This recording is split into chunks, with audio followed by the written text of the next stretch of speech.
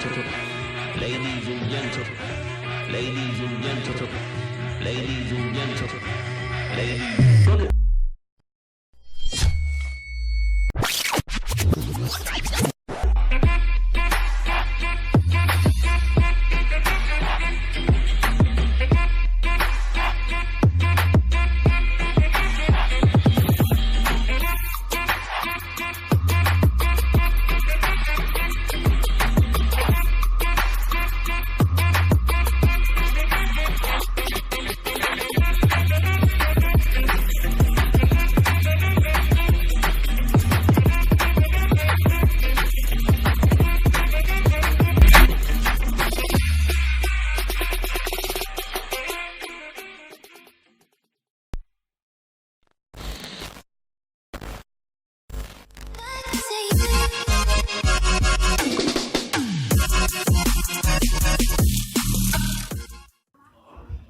How's it, guys? Welcome to the second installment of the Matt Brown Show and Secrets of Scale.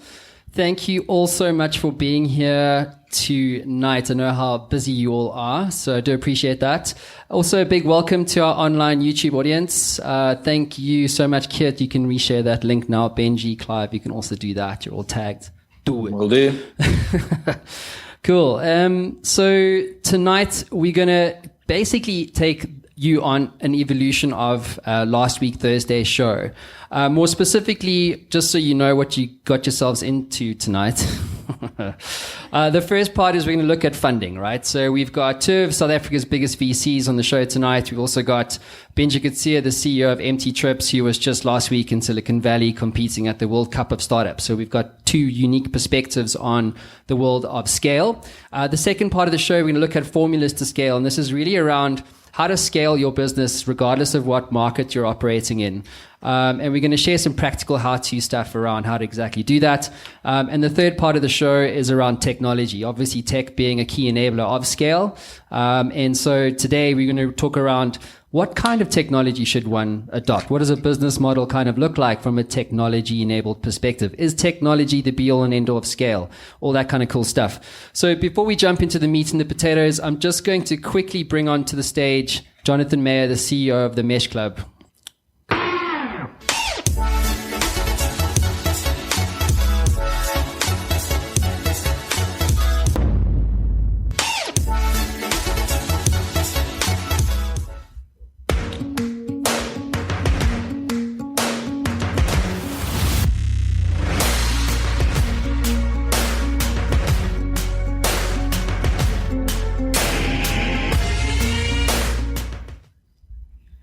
Good evening, everyone. Welcome to the Mesh Club. My name's Jono. Jonathan's my name when I'm in trouble. So if we're going to have a chat a bit later, please use Jono.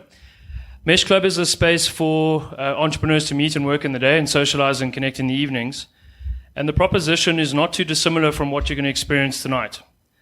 We're going to be chatting to some of the the masters of the secrets of scale tonight. And two core things come out of what Mesh does. The one is about information sharing creation amongst members. And the second one is connecting people with like-minded people. And one of the things that we're going to be offering tonight to everyone in the room, firstly, show of hands, who's an entrepreneur, business owner? Quite a few. So this offer is going to be perfect for you. We are going to be putting a link up now to a trial program that we're going to be putting forward from the end of the month. Any Mesh members in the room, please do participate as well. Don't feel left out. We're going to be giving a one-day trial for everyone to come and experience a little bit about what Mesh is about. There's a set of questions. We need to get to know you a little bit more. And if you convert your trial into a membership, you're going to be assigned a membership concierge relationship manager. There's a section in the questionnaire about areas of development and things that I want to know. We will undertake to connect you with one of the 300 members in the existing community in order to solve that part of your questionnaire. That's something that we're going to undertake tonight. Another thing is 3 people that stand a chance to win a feature on Mesh TV, which we're launching at the end of this month in collaboration with Matt Brown, which is our YouTube channel that's coming. Cool. So head over to, we haven't even put the link up. www.meshclub.co.za/trial. Do it in the room tonight while you're listening to everyone. It's meshclub.co.za/trial. Cool. Yeah, thanks, Johnny. So, guys, do that now. The reason why that's also really important that you do it now, if you haven't got your phones out, get your phones out, because you should be tweeting or taking photos or doing something. So get your phone out. It's a phone-friendly environment. It's not airplane. And so the other thing to say is that if you want to get your business and your personal profile basically profiled in Entrepreneur Magazine, we have Nadine Todd, the editor of Entrepreneur Mag, here tonight.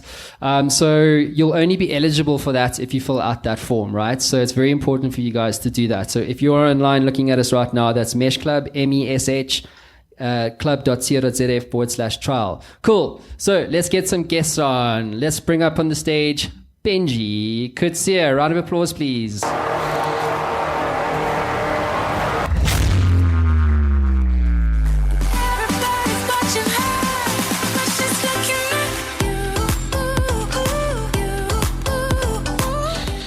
So Keet's got his groove on with the white wine starting to flow through his veins. You know what I mean? Could be a long day. I am in Cape Town after all, so, you know. Yeah, well, you know, it's the wine city here.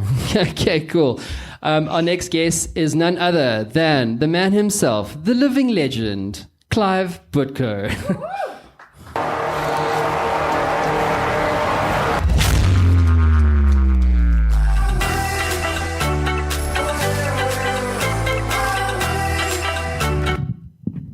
Welcome, Clive. Welcome, Clive. I'll get you all to introduce yourselves in a sec. And last but not least, the guy up on the monitors who did a major exit to Uber, which we're going to talk about, for 150 million rand.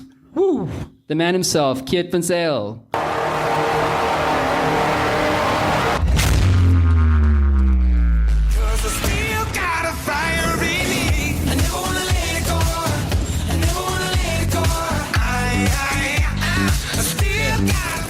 I picked that song specifically for you, Keet. Cool. But just a correction there. The fund size was 150 million. I can't disclose how much the exit was, but let's just say that 150 million rand would have been an insult. Can you tell us now then? No. Why not? Please. You know Matt Brown gets the scoop, dude. Come on. It's like the illusion of choice. Do you guys really want to know why not?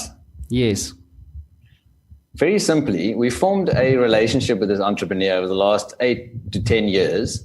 The main player here is Uber, and they just chose not to disclose the value. And we're not going to come in and mess up the whole relationship there by coming here from left field as the VC saying, "Oh, you know, this was the thing." I mean, we now exited. We're not a player anymore. So it's up to them to do so, and we won't disclose anything that's not in the public domain by them because of the respect to the new owners and the process. Cool, we respect that, don't we all? What do you guys think of that? Yeah.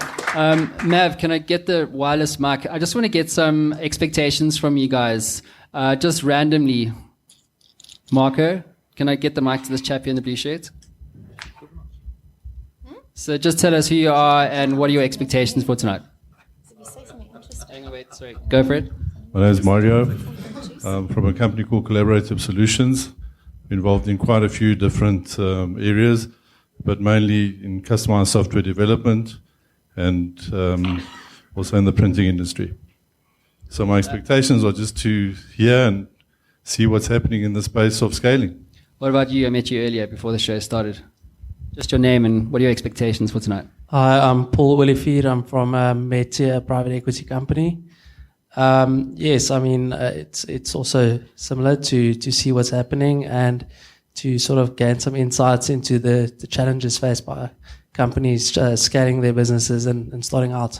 Okay, are you in a scale business right now? I suppose you're looking to scale other businesses, right? Yeah, some of our portfolio companies do have some challenges or scaling their businesses.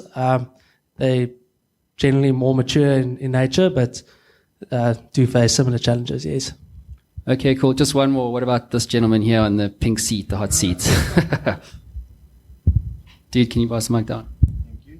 Can you turn the speaker volume down? Thanks. My name is, Jason Psilos. I'm the CEO of a company called OneFetch. It's an on-demand motorbike courier company, and I'm at the exact stage of the business life cycle where this is very pertinent to me. Okay, lovely, cool. So I think we've got some pretty cool expectations in the room, and I hope that steers the conversation for us as panelists tonight. So let's start with our first act, which is funding your scale. So this is probably going to be the most interesting part of the show for the simple reason that Benji's been on the show before, as has Clive. Keet, it's the first time for you, so welcome. But these guys have fundamentally different views. And what I love about doing the show is that when I get people to disagree about stuff, it generally makes it rather interesting. So, see, exactly. I'm going to use the mic, yeah.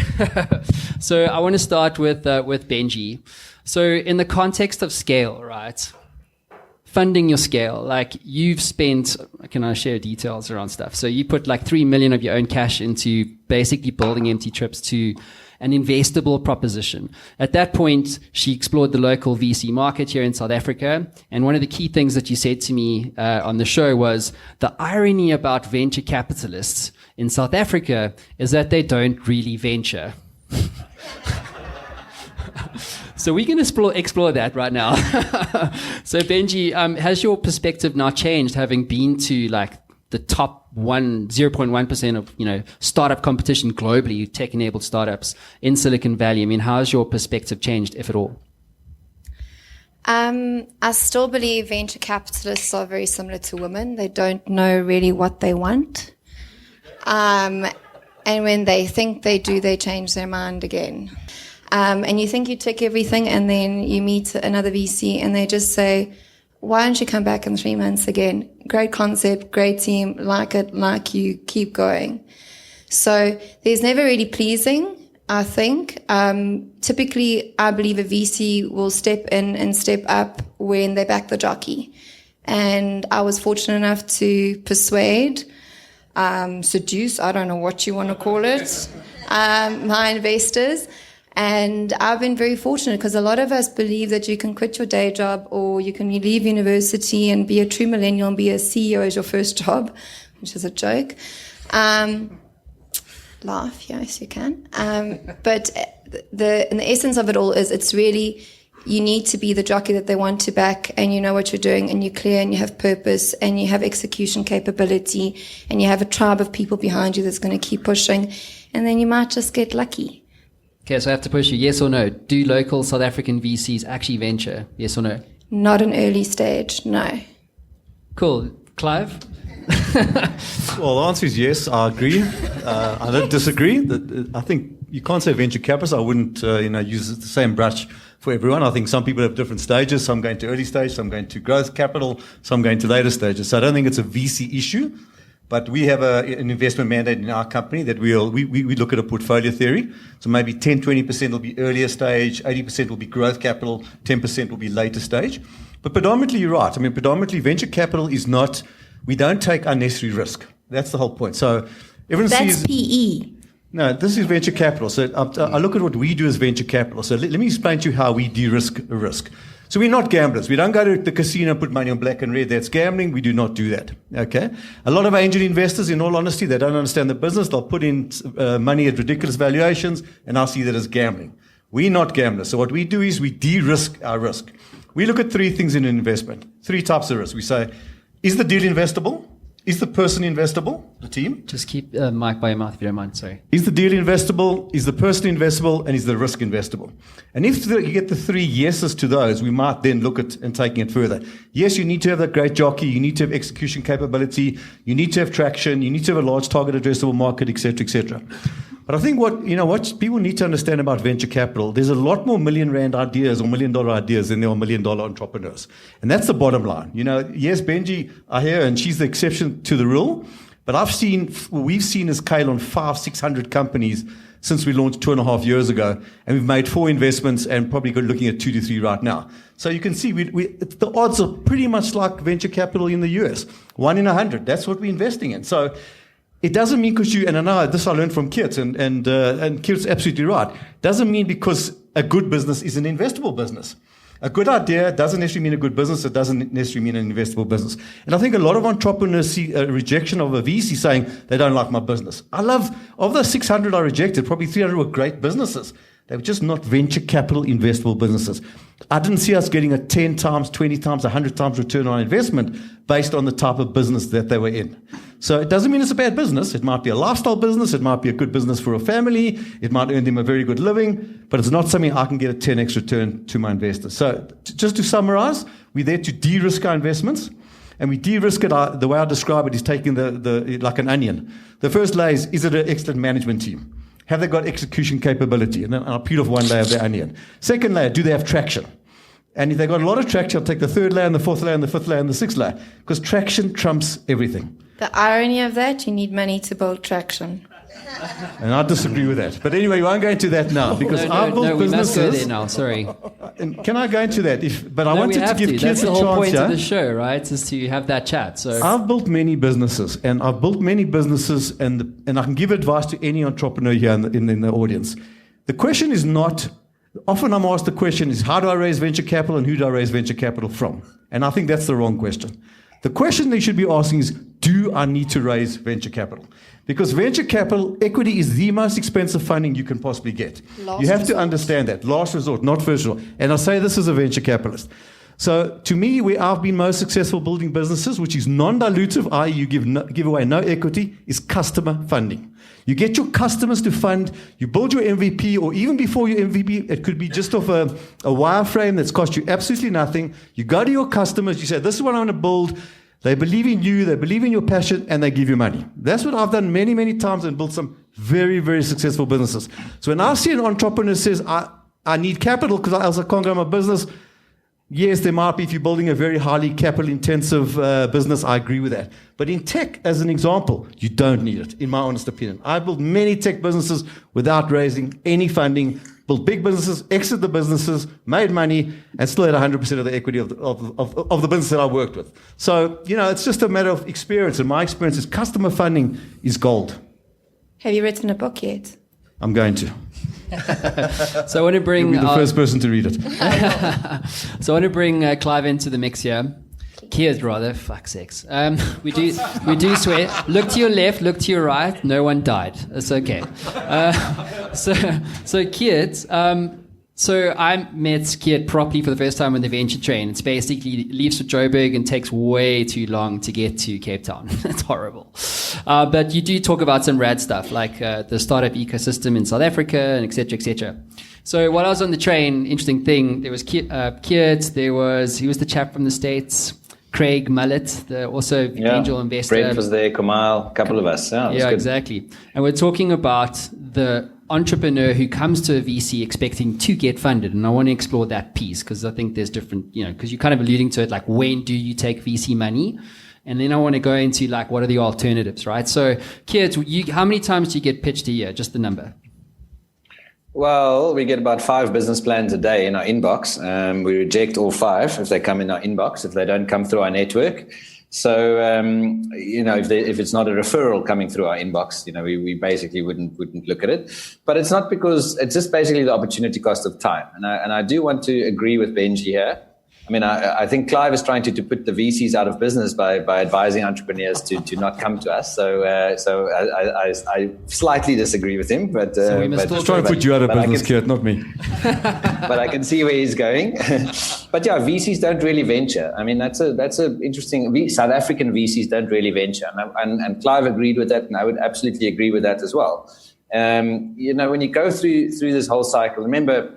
VC is a little bit more formalized from angel investment. If it's Keet's money and I like Benji, I can give her a couple of 100,000 rand and say, listen, I know what the opportunity cost of money is for me here. I maybe buy a smaller boat or something next time because I lost a couple of 100K or whatever as an angel investor, From a VC perspective, now remember, especially us lot in the 12J space, we've got numerous investors, and from that perspective, a lot of these lists, which self-help lists and what you need for funding from VCs and that are based on US VC, where it's more established, and from that perspective, there you play a little bit of Moneyball of maybe 1 or 2 in 10 succeed and all the rest of it. I think I'd be chased out of South Africa with my tail between my legs if I say to my investors, guess what? 1 out of 10 of my investments succeeded. They're like, geez, you don't know what you're doing, So I think from a perspective of it's a broader institutional risk issue in South Africa that we are very risk averse, and we see failure. And I mean, I'm not one for celebrating failure. I acknowledge it and learn from it and all the rest. But I mean, it's just a different model. So Benji alluded to private equity there, and we've got MEYER in the room there as well. So VC is actually a little bit in between, sort of in South African context now. It's a matter of definition. Sometimes I walk into a room and say I'm a venture capitalist when I want to sound cool, and other times I'm a growth equity funder, because growth equity just sounds a little bit less risky than venture capital. But that's generally what Knife Capital does, is we have never and will never invest in an idea. Every single business we've invested in had customers. And we'll talk about customer funding just now when we talk about Audit Talk, but that's one of the things that Clive mentioned there, which is very important. Cool. So let's talk about what is the profile of an investable business or / entrepreneur look like, right? So Benji is a great case study. There's many others in the room. How many of you, by the way, are looking to raise funding right now? Hands up. Okay, probably about 8 of you. Okay, cool. I want to get a question from you two there. Ex-BCG right there. Ex-BCG. Oh, hello. Okay, how you doing? Cool. So, what is Clive, if we can ask you first, what are you looking for? I mean, when you say traction, and traction is the main thing that you look for, can you quantify that for us? So, yeah, that's a great question. I mean, it's not that complicated. So I call it the 4 T's. And I mean, Benji alluded to that as well. I mean, she's went through many more than just 4 T's. But number 1 is the team. So I want to see the best team on the planet. I want to see a team that's got, I call it the 5 C's. They know how to communicate. They've got courage. They've got conviction. They're caring. Et cetera, et cetera. I can go on about these C's. We want to see someone that's done it before. That's not just an entrepreneur. That's a leader. Someone that can actually build a big company, and instead of being the founder, they become the leader and the CEO of the company and take it into a big company. What skills do they need? They need to have domain expertise. So they're building a business in logistics, like Benji as an example. They need someone in their team needs to have logistics experience. I'm not going to invest in a fintech from someone that knows mining. It doesn't make any sense. They haven't got the domain expertise. They need to have commercial expertise. So I always say to the people, when you look at a business, someone's got to build the stuff. You need the technical skills, and someone's got to sell the stuff. Often we find these 3 unbelievable engineers come and see us, and they built this unbelievable technology, but they don't know what problem it actually solves. Because it doesn't solve a problem, because they built something and they will come, and that only happens in the movies. It doesn't happen in real life. Build it, they will not come. Find out the customers first, and then you go and build it. So that's the second thing. So someone's got to build it, and someone's got to sell it. So I want to see someone that's a salesperson, that's got commercial savviness, and the tech person. So it's a good domain expertise, commercial expertise, and obviously sales expertise. That's the team. So it's got to be the best team. And I want to see, and I know this is a bit of a dichotomy about execution experience. So they'll say, but how can I ever get execution experience if you're never prepared to invest in me? So if you haven't got it because you're 22, get someone in your team that has got it, that's actually built a company before, that's at least got experience of knowing how to scale a business. Because again, it's about risk. Again, it comes to the thing is the deal investable from a risk point of view? And if there's no one that's ever built a business before, my risk goes up substantially with other people's money. The second T is just really about the technology. It must be a very innovative technology. It must be something 10x better than something else that's out there, and it must have a moat around the castle.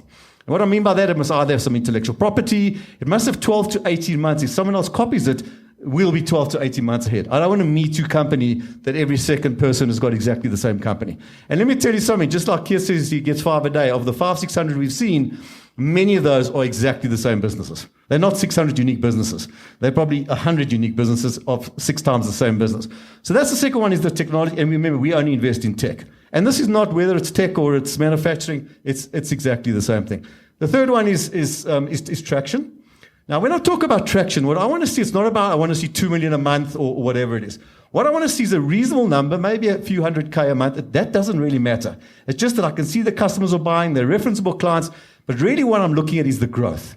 So I'm saying if you're growing at double digit, 10, 20, 30, 40% month on month, clearly the dogs are eating the dog food. You've got something that's solving a problem, that's scratching an itch. That's what I'm interested in. So you might even be a 10, 20 million business, but you're growing at 2%. I'm not interested. That's not a venture capital investable business.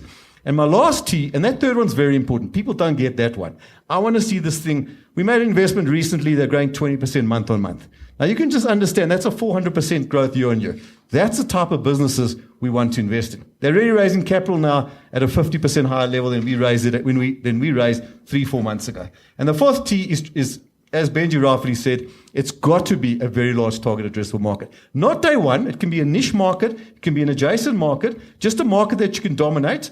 I also think in South Africa is a great place, launch your business where you were birthed. I see too many entrepreneurs from South Africa try and start their business out in America or the UK. Don't do that. South Africa is a great testing pad to check that your business can actually work and before cheaper. you go. Say again? And it's cheaper locally. And a hell of a lot cheaper to build a business.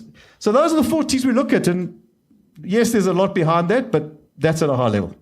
Cool. I want to move on to Benji. So I'm just looking at some of your fact sheets here and also your pitch. I watched that just last week when you were pitching in Silicon Valley and what have you.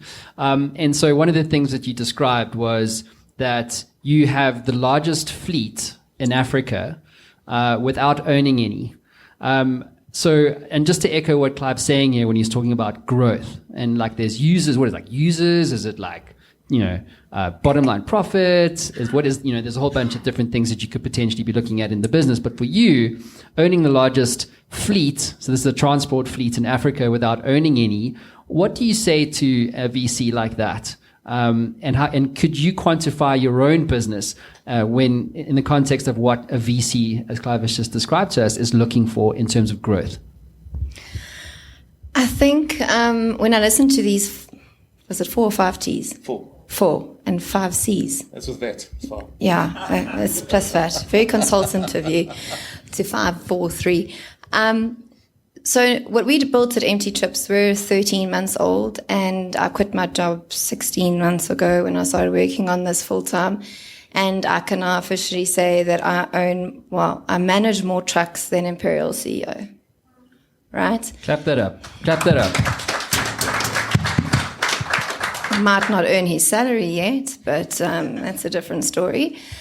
I think when a VC thinks about traction, there's a number of, it could be financial, it could be technical, it could be team-wise, it could be traction-wise, it could be just reputation-wise. And what we've been able to do is, one, prove a use case.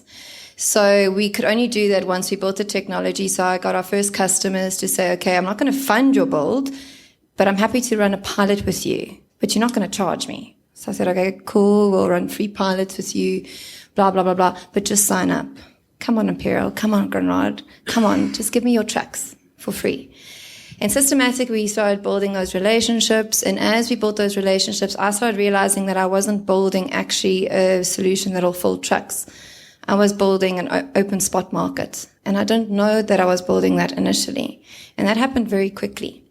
Now we can say that whilst we started in trucking, we're moving into rail. I can tell a VC, I'm also launched the first digital rail exchange globally. I'm the first. Secondly, I have supporting new revenues out of a neighboring industry. I now am in insurance. I'm a Logi InsurTech. I didn't know that I was building that. So in terms of traction, when a VC looks at me, I say, okay, well, I have over 4,000 trucks in my books, over 100 locomotives, and I can show my clients that they'll save 23% per trip. That is 3% more than the Tesla semi-truck promises. I mean, come on, Elon Musk. I'm a year old and I have not a thousandth of the capital that you had. But that is what I can show and I can prove to my clients. What happens? Clients are like, sure, but you can save me 23% per trip. Okay, move my coal. Great, I've got volumes. So systematically, I think, regardless of what the VC wants, it also, what does your client want? Because if your client wants something and you can show that, you don't need the VC's money. As Clive alludes to, VC is the last resort. Yes, you need money to build your first technology or to persuade the right team to be behind you, because they're not going to leave BCG and McKinsey salaries to come and join you, or Accenture to come and join you for free, unless you give them equity, which is also one of your most expensive capital. So it's a very lean balance between creating the traction, knowing what your client wants, building the use case, building the traction based on that use case, and then saying, what type of capital do I want? Like you said, I risk my own money first. I'm broke. Personally, I'm broke. right?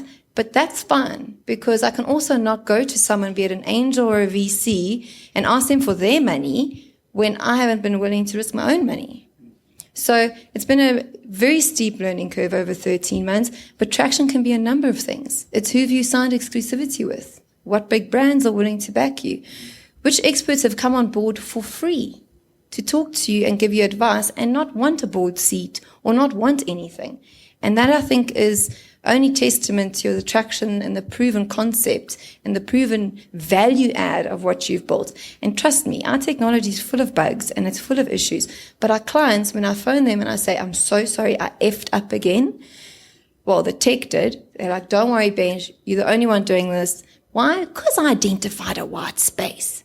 Tick. Yeah. Right? So it's... So yeah, I think traction it really depends on what the VC is looking for, and it depends on where you are on your cycle and how much you need and when you need it by, and whether you're that desperate or not. Cool. So obvious question, did you actually pitch to Keet? I actually did. You did. Okay. Yeah. So let's explore that story. Sorry, because Keet didn't back you. So I mean, what the actual fuck? Can I just say one thing though? I was very early stage, and what Keet did is he opened me up to the Angel Network, and he's been backing me ever since. So his partner Andrea got me involved in Lionesses of Africa. I flew to Germany because of them. I pitched a whole bunch of German investors, etc., and that's how we got the Deutsche Bahn relationship going, and the Siemens relationship, which is more on the locomotives and rail production side. Doesn't matter. So Keet, when he says that he enables the ecosystem, I back you. You might not have backed me, but I back you. Thanks, man. Yeah. So, look, we play a long game as Knife Capital. So in Benji is clearly an entrepreneur that you can back. So at the time when we chatted a year ago, whenever that was, we identified that, and we're investing in our future investment in empty trips. So I'm happy to pay much more for it now than I could have a year ago, and I'm happy to pay for it much more in a year's time when the right time comes, when she needs to scale. But along the way, because of that, we recognize that this is an entrepreneur we need to stay close to. And all of us do that, So from that perspective, we haven't invested in that, but it wasn't a rejection. It was a very open conversation to say, listen, really, at the moment, we can't call it where the business is. We really can, our gut feel tells us there's something here, and therefore we're going to act on that gut feel and invest time in your business. And she will tell you as well, the first SMS, the first WhatsApp she'll get when there's another article on empty trips or when she's won another entrepreneurship prize will be from us. And that's because we really recognize that there's something there. And one of my favorite things is when entrepreneurs come back and says, I told you so, you should have invested a year ago or whatever. I love that. I'm a woman. I love saying, I told you so. So I think from that perspective, we feel we've adopted empty trips as a let's call it a stepchild of the investment space, and hopefully, who knows where these things get. We've got a number of these entrepreneurs, so it's not as simple as reject or invest. It's basically saying, well, maybe not now, but that cycle it's a long game. We play a long game. Clive as well, actually. Hey, I had coffee with him at Rose right here at Hyde Park. Okay, so early days, eh? Yes, it was. We hadn't even launched yet. Even earlier than Keet. I hadn't even So this was an launched idea. yet. You can't blame us, All of us VCs are Keet. We're all the same. What can we say? But I must be honest, your point's so valid, though. There's an entrepreneur sitting in the room here today who we really want to back, but it also has to be a willing buyer, willing seller situation where our valuation, their valuation are different. But we're backing them. We're spending time. We're helping them open doors. We're going into presentation. I'm personally going into presentations with them. We've got nothing invested. They could walk away from us. So I think if you really want the smart VCs, that's what smart VCs do. As Keet says, we play a longer game. Fantastic. Let's actually talk to that guy right now. I play polo with one of his investors' wives, actually. So just your name, please, if you don't mind. And then just explain to us where you are in your raising cycle, a bit about the business and where you are in the raising cycle. And I want you to just explain to us the context between you as a startup and why you're talking to VCs and what that dynamic is like. My name's Luke, and I'm having the time of my life at the show this morning. Tomorrow I'll be up at 6 on ETV for my first time, so a bit nervous. We have been angel backed to date. I did the same as you. I didn't have $3 million. I had $600,000. It was literally my pension fund and my bonus and some prize money. And I got to the point where I was eating 2-minute noodles before I asked for investors for cash. So I left a lucrative job at Standard Bank.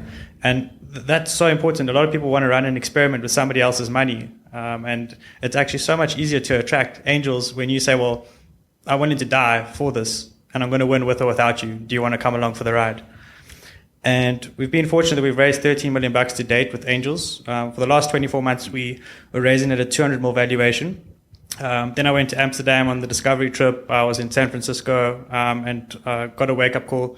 In Amsterdam, they were like, well, South Africa's actually got the same GDP as the Netherlands. So technically, you have just as much money in South Africa as we have here. So if your VCs don't want to back you there, well, why should we back you here? And then also in the States, they're like, either move your company here or make sure you got your top VC on board there. So in order to unlock big names like Experian or Microsoft or Facebook as investors, they were like, well, get your best guy on board first. And these are actually the two best oaks in the country. Andrea came to vet me on behalf of Draper Gain. And unfortunately, you put your own cash in the business, and then you got angels, which are pretty much all crazy people as well, but they're not stupid people. A very prominent CEO, which I won't mention their name, he said, everybody's actually a sheep, even the guys at the top. Like, they're looking for social signals. So the more super smart and intelligent people you can get involved, there's that theory, well, there's a lot of due diligence that has been done. So I personally took a massive social hit by even entertaining the likes of a VC firm based on valuation. So Clive's team was willing to give us a 50 mil valuation because they were measuring based on revenue, but they didn't acknowledge that we had pilots, we have RFPs with Vodacom, with MTN, we have buildings live, we have full-time staff on board, we've built up a tech stack, we've got lots of users on the platform, and like, even on your revenue stream, Benji, like if you pull in a hat out of the box, like Microsoft built software when people were dealing with hardware. Henry Ford bought the motor car when people were trading horses. You're building something out of nowhere. So the fact that you've got all those fleets, like people are like, oh, what are you doing? You're building 15 business models. I've been tuned shitlessly. They're like, oh, Luke, you're doing this and you're doing this and you're doing this and you're doing this. I'm like, no, you don't say to Visa and MasterCard, how come you're in shoes now? Oh, why are you in bread and milk now? How come you're in vegetables now? Why are you in cars? They're like, no, we're in fucking payments. We don't care what you're buying, who you're buying it from, when you're buying it. We're in payments. So for us, we're in generic. Whenever you fill out a form and supply documents, whether you get in a bank account, a cell phone contract, going to the hospital, security estate, whether you're at an airport, whether you're renewing your car license disc, it's just you're filling out a document, you're providing things. Can you tap a button and poof, it's done.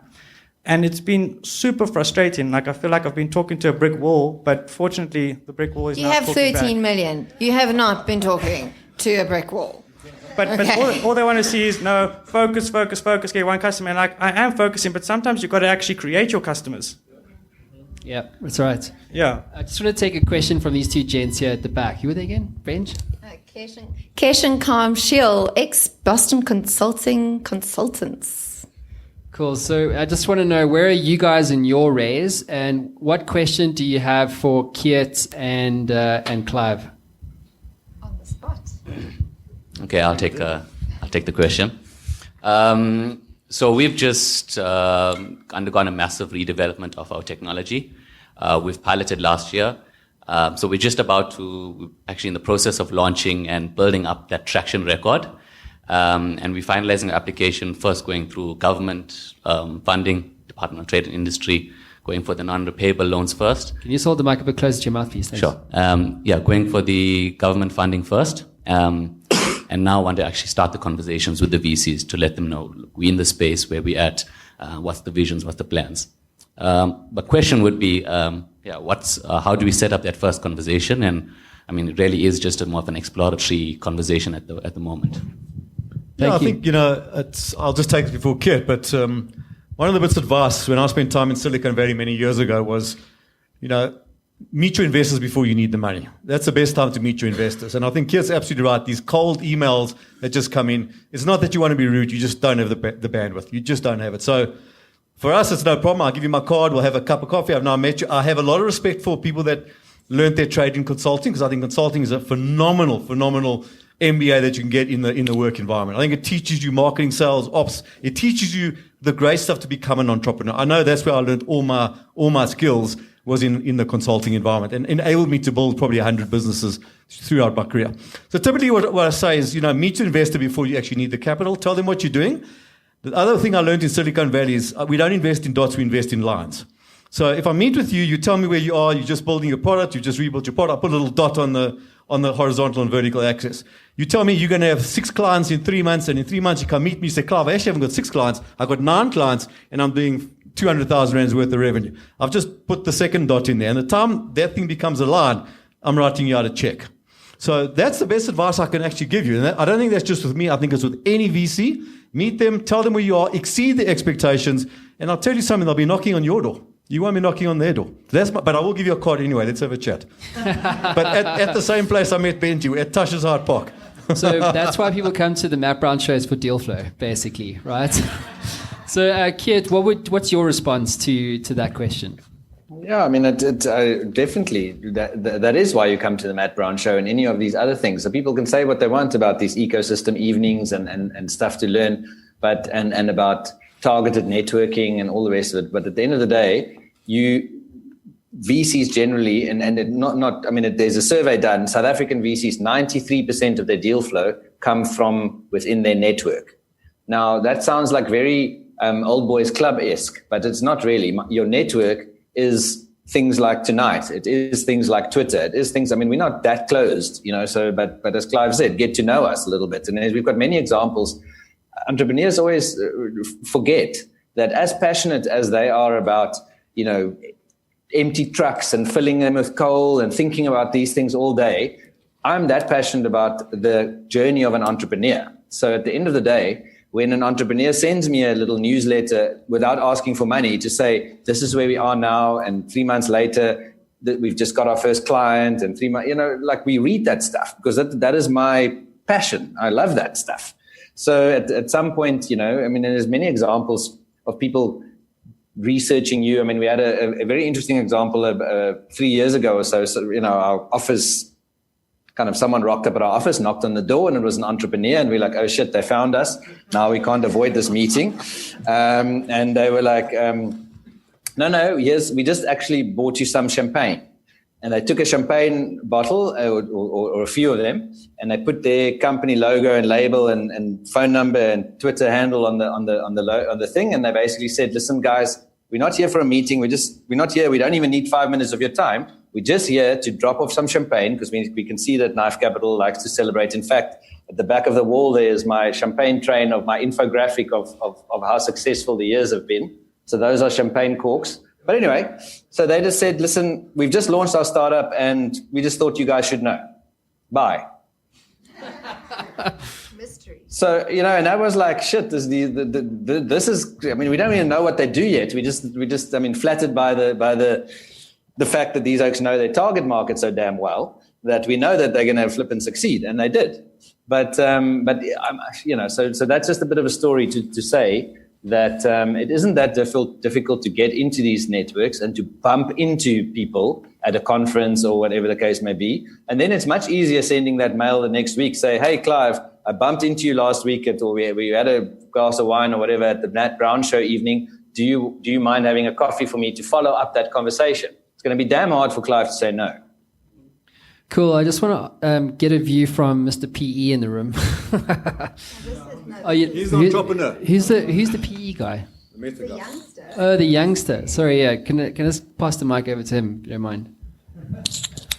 So we've got the VC's view. What are you looking for? If Matt Brown from Matt Brown Media comes to you for a pitch, I'm not really VC ready. I'm not really a VC money because I'm not really tech enabled. I'm not the Airbnb of the logistics industry like Benji is, bless her. I'm a media company. I come to you. I want to raise capital from you, Mr. PE, private equity. What story is the story that you're looking for? So we typically invest in more mature businesses, as I said earlier. We like to call our capital growth capital, as been mentioned earlier. So a typical business that'll approach us would already have been in existence for a number of years and would be profitable, looking for capital to grow their businesses, expand maybe into a new market or grow capacity. Yes, because of the funding we have and just the effort that goes into investing into single businesses and sort of a portfolio that we run, we typically look at much bigger businesses. So a typical investment would be a few 100 million. 100 million, right? Well, it ranges from, say, 150 to 250 million with options to invest a lot more. But yes, generally it's more mature businesses that's profitable.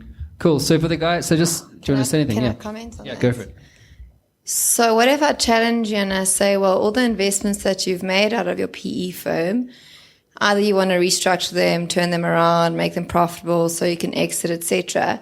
But you're here actually to identify technology that can help your traditional business investment go to the whole next level, such as us with Remgrow and the rail business.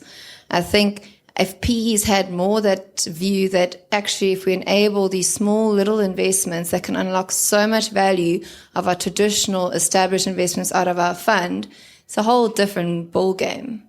So just something to think about and to mull about, because I think there's a lot of potential for the PEs to actually venture just a little bit into the early stage sector. Nudge, nudge, wink, wink. So I have to just one question before we move on. Moving on. Is what I want to get the panelists' views, please, about the entrepreneur who's not VC ready. He's clearly not PE ready. He's not a 20-year-old business, right? But he's Matt Brown. He's doing some cool stuff. He's making some cash. He can fill a room. You know what I mean? Wink, wink. Wink, wink, nudge, nudge. So, I mean, like for the business, the man or the woman listening to us right now, watching us on YouTube, please keep sending your questions in, guys. What do you say to them? I mean, I'm not VC ready. I need capital. Like, what are my options? And if there was one that you would pick, like, as in, like, just do it, like, do this thing before you even consider anything else. Like, at least spend some time doing this one thing. Like, what is that one thing? I think let me before I ask the one thing, Matt. I think the key thing to me is, and Keet was saying it as well, if we really believe in the entrepreneur, we like the entrepreneur. I mean, Luca is a great example. We like the entrepreneur. We want to help them scale their business even before we put cash in. Because there's two reasons. It's beneficial for us because we de-risk it. It's beneficial for the entrepreneur because we leverage our networks, our experience, our ability to sell, etc., etc., etc. So that's the number one thing is let us help you scale your business. Then we'll put money into it because then we've de-risked our business and you've grown your business off the back of someone that you haven't paid a cent to. So I think that's the clever way of doing that. But we're only going to do that, in all honesty, with entrepreneurs we believe in. If it's someone who's got a business that we don't believe is ever going to get to a 10x, yes, I'll open the door, but I'm not going to spend personal time in a sales meeting with one of the biggest corporates in South Africa. I just don't have the bandwidth to do that. So entrepreneurs I believe in, or we believe in as a company, we will definitely spend our time in helping them. Because I think we can talk about smart capital and you need to have active capital and not passive capital. But you actually have to, action like entrepreneur is actually doing it, showing them that you're smart capital, don't talking about smart capital. And getting into a meeting with the big red telecommunications company is what I call smart capital. We prepare to get our hands dirty and get involved. But the one bit of advice I'd give them, I tell you, it comes back to traction. It comes back to focus. I think number one, well, for me, any business, and I know a lot of entrepreneurs will disagree with that, but to me, every business I've built, I've taken it and focus. Focus on being the best at one thing. Don't try and do too many things. I mean, I'll take a good example. Take Google as an example. Google built a business. 90% of Google's revenue today is still AdWords. 90%. How did they become? Before they went into Glass and Waze and this one and that one, they went vertically. They drill down deep. So rather go down deep, drill for oil or for gold, than trying to flit across too many mines. So focus is absolutely critical in scaling a business. Once you've scaled it and you've become the best of something, you can go and do whatever else you want to do because you've got cash flow to fund it. You don't have to fund it out of investors' money. So the number one thing for me, honestly, if you've got all the other things, focus. The 5 top things. Yeah, most startups, by the way, starve in indigestion because they're doing so many different things. It's very easy to get distracted. I was so guilty of that in the first 18 months. It literally took me, because I'm not a fast learner like most of you in the room, but it took me like 18 months to actually work out what I was building. It literally took that long. It's crazy. Benji, what's your advice? What should the guy or girl do, if they're not VC ready? Where should they go get their funding? What's your advice to them? So, sure, that's a hard one. If you can't find the funding, prostitute yourself. I still consult. Same thing. Customer funding is a great opportunity if you can actually persuade clients to pay for something that's so new and nouveau and they're not quite sure on your value proposition just yet. What we did really well is we created a second revenue stream in a neighboring industry. So yes, focus, but it's still, you need to create a revenue that complements your business, that is relative to your business, but you never really realize it's going to be a little cash cow. So we went into pay-as-you-move cargo insurance because we move cargo or we match cargo. You want to say something? So that's one way, but I literally relied on my old skills and I created a company called Seed Pitch, which is still management consulting, and I commit a day to 2 days a week on that, and that's a little cash builder for me personally, so I can ensure that I can keep paying my team's salaries, even though I am backed by an investor. I keep building a little savings account because if that money runs out and I still need that year to get to break even, because you're working on a scalable business, that means it's high volume, low margin, unfortunately, right? And until you can white label your product because you haven't built that technology that is stable enough yet because you built it cheap and reactively, you need to have a little bank, little cash cow on the side. So I think knowing where the first money is going to come from, where you're going to find money if you don't get backed, because you need to have a plan B. And 3, are you really chasing the right capital, or how quickly can you get to break even that you don't need to speak to the VCs, like I said earlier. But yeah, that's all nice to have. Let me just add to that. I think going back to your question. So let's talk technology now for a second, because I think one of the things most people that build a technology business, they've got exceptional skills at something and they can consult. So you have to worry about falling into what I call the services trap, that you become a services business and no venture capitalist is going to invest in a services business. Why? Because they don't scale. The only way you scale a services business like Accenture or BCG is by people. People don't scale. Then you hire them and then you have to fire them when the business goes bad. So we don't invest in services businesses. But a very good way for a young entrepreneur who's building a tech business, go and spend 1 or 2 days like Benji, earn some great cash flow and fund this product business from cash flow. Just don't get stuck in the trap of starting to live that great life that you start becoming a services business. Nothing wrong with that, but it's not a venture capital investable business. Rather, use that time and money. And once you've got the product and you can start replicating the product, because that's a scalable business model, turn it into a product business with 5% services and 95% product. But that's how you can actually scale a business. The trouble is when that thing is reversed and you're selling 5% product, 95% services, no sophisticated venture capitalist is going to invest in you. Gotcha. Keet, what's your advice there? Yeah, I think maybe more practical advice. I mean, if you're not really ready for VC yet, I mean, I don't want to fall back on the traction thing, but just go and Michael Jordan tweeted a very nice Fast Company article earlier today about venture capitalists and traction. So go have a look at that. But it is a little bit about finding what your strategy is, what are the key metrics that you need to grow in, and growing them fairly aggressively to show that. But in terms of other routes of funding, I mean, obviously, generally, security is a problem. So traditional bank funding is not necessarily an option. But there are other more royalty-based funders or some risk funders like business partners, which are not quite as aggressive as VC. And some of the banks are coming to the parties on interesting products, specifically if you've got a BEE angle to your business and so forth. So I think one has to also recognize that there are some traditional funders. However, the best way to do it is either to bootstrap while you building traction in the right angles. And bootstrapping, I mean, Benji mentioned it. We've all done it. I mean, there's no harm in selling hours for a living in terms of, I mean, even us as VCs, had to go and do a due diligence on a company that's not part of us so that someone can pay us for it, or do a valuation on a company here. Also to augment the business model of VC if your fund is not big enough yet. So from that perspective, do that. and the concept of marketing as a profit center. Now, that sounds quite interesting. But if you provide training, for instance, on how to raise funding or whatever in our game, or in terms of how to scale a business as Matt Brown or whatever the case may be, it is on the one hand an interesting business model, but on the other hand, it's marketing as a profit center. So there are ways to do this, and I mean, we've just to in my last thing, maybe to interlude a little bit into our exit that we announced last week of a company called Order Talk, which was a online restaurant ordering business.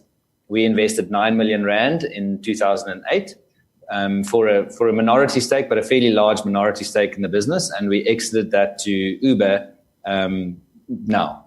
And really, it was one of our favorite success stories, not only because of the returns on investment, but also because we closed the HBD fund. It was a 150 million rand fund, and this was the last exit in a fund, which we have had a few investments in that exited well. One to General Electric, one to Visa, and now one to Uber. So that's a hell of a good track record. Yeah, clap it up. Played its Thanks, man. But luck played its part, and I mean, I'm not sure how scalable and repeatable that is, but we will pretend that we can do it again and again. But the point of that business, firstly, it was customer funded. So one of the things that we loved about the business, if you solve a real problem, and we always say, look for the problem, and is there a real problem in the market? And their first customer really loved that problem of online ordering software integrated with point of sale system, and that so much that they said, we will pay you for a year upfront. Because they said, look, we can only build this if we have the money, and we don't have the money, and we bootstrap, so we can't raise VC. And they said, listen, I'll pay you upfront. So that's, I mean, for us, it was like, geez, like, so this customer paid you upfront. That's quite interesting. I mean, it's a very early stage business when we invested. And that was one of the things that pushed us over the edge to say, well, shit, I mean, there must be a real problem if the customers are willing to do this. It's easier said than done. I mean, I think customers, especially in South Africa, are maybe not that dynamic. But yeah, so I think those concepts, go look at the funding ecosystem of, there's some good governance initiatives if you've got enough time and enough printer ink to print out all the paperwork and fax it to government. But I'm sure you can get some nice R&D incentives and so forth. Then there are some interesting funders in the early stage, your network and the angels and so forth.